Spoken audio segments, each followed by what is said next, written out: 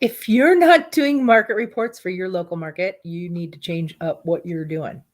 So we just got off our Facebook Live for clients and ran through a couple of simple charts that we pull from our MLS discussing what's happening in our specific local markets.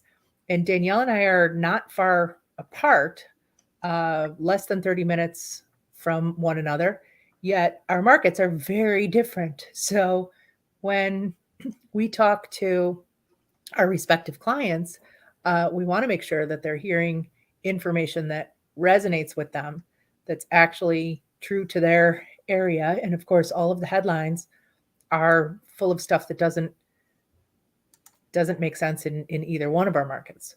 Right. So,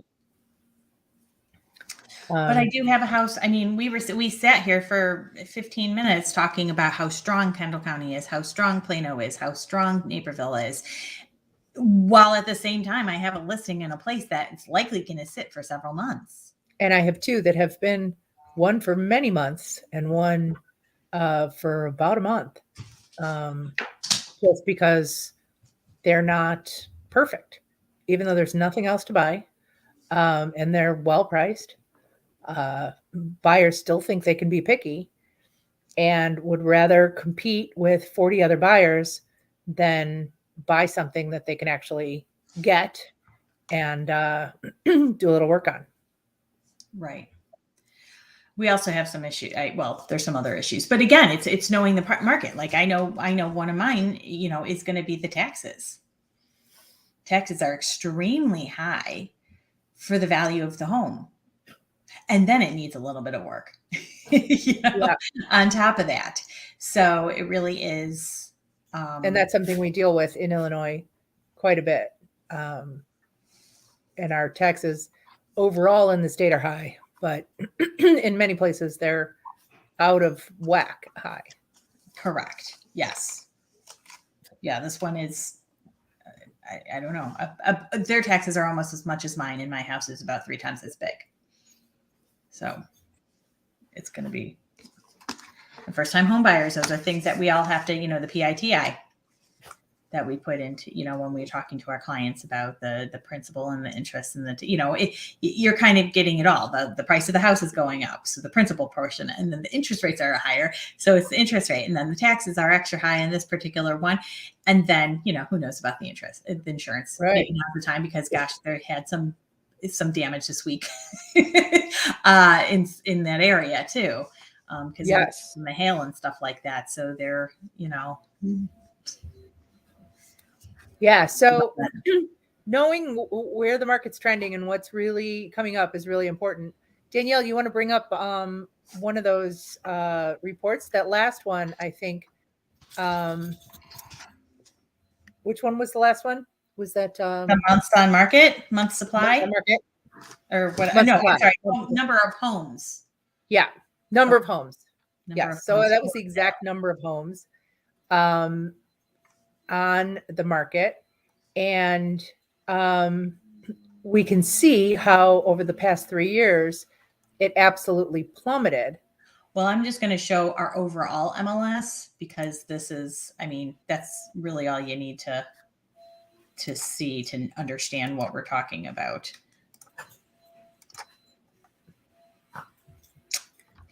So this dramatic drop in inventory, and as I pointed out in our Facebook Live, we thought we were in tight inventory at the top of this curve.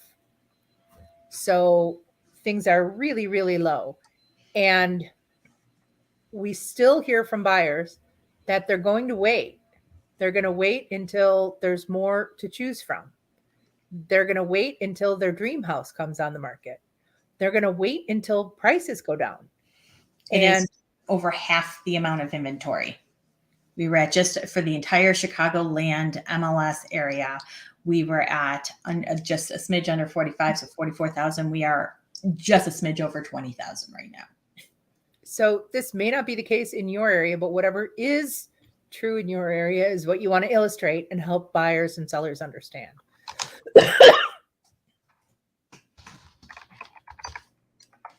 we often include Naperville for Ruth's area. Her trajectory is the same. Yep. It's downward until you get, but this is, my goodness, this is about a quarter of the amount. Yep. Of available. And then our month supply is, under 1 month. Yeah. For a long time now, it's just over a month. So we're talking from a year ago to now is a couple days. 1.1 to 1.1 to 1.2. Yeah. That's barely enough for me, for sometimes agents to see it, ask their client when they're available, make an appointment, and basically the house is gone. Yes. And I've had that, Yeah. So like, hey, I just saw this. And I'm like, okay. And then I'm like, you mean this one that was contingent?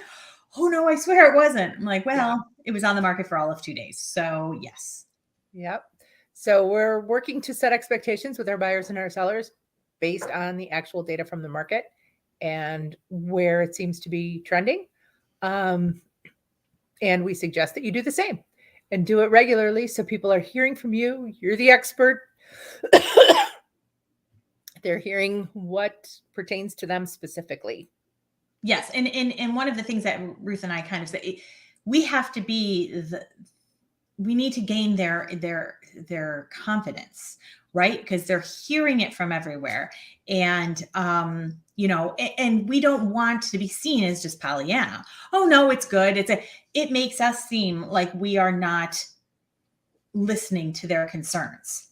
But when we bring numbers into it, even the people who don't care about numbers per se or can't understand numbers, if we can slowly and explain to them some of these big things, they understand that waiting is not going to be helpful. That and as I've talked to many, many lenders, and I'm sure everybody would agree, what happens to 1.2, or there was a number of homes for sale, 248 in a large area, large enough suburb, when interest rates drop, if they were to drop 1%. Right. If we think it's tight now, if a bunch of people who have been waiting or weren't very serious decide to jump into that market, supply and demand is just going to get pummeled. So this is the time for our buyers who have been looking for a while to start having a big realization that they cannot wait until there's even more buyers, until there's more favorable numbers out there, because all the people who haven't been listening are going to jump in because they hear some magical number they're waiting for. I don't know what that number is, but they're waiting for a magical number, and jumping in then is just going to be that much harder. Well, and those who were waiting for prices to come down, waited while interest rates went up and number of homes for sale went down. So my best advice to buyers and sellers is, if you're interested in moving, here's what's happening in the market right now. And let's find something within that makes sense, because we never really know what's coming, but it's probably not what you think it is. And as Ruth always says, so when the starts to take a hit and the economy gets so bad that people just need to sell a house, why would your buyers be the only one not affected? Is their house, is their job secure? Is savings going to be the same? Is their credit going to be the same? If they're waiting until things get hard for everybody, they might be, hit hardest themselves. So it's not really, of course, we don't want to make them get into a house just to have something horrible happen to them economically. But if at least if they had something there, is that the Dougie? Yep. Coming to visit you. Yep. At least, if they have something secure that they can hold on to, instead of, now struggling to find a rental because everybody has to rent because, they've gotten hit hard. So making them be smart, helping them be the smartest buyers out there has to be our job. It's not opening doors. We need to stop the public from thinking that we just are HGTV lovers who just can't wait to get into a new house and look at it. Yep. That's not our job. It's a portion of our job, but decidedly not our main concern. Absolutely. So, all right. Well, have a great Easter, great Passover, or just a great weekend. And we will see you next Friday.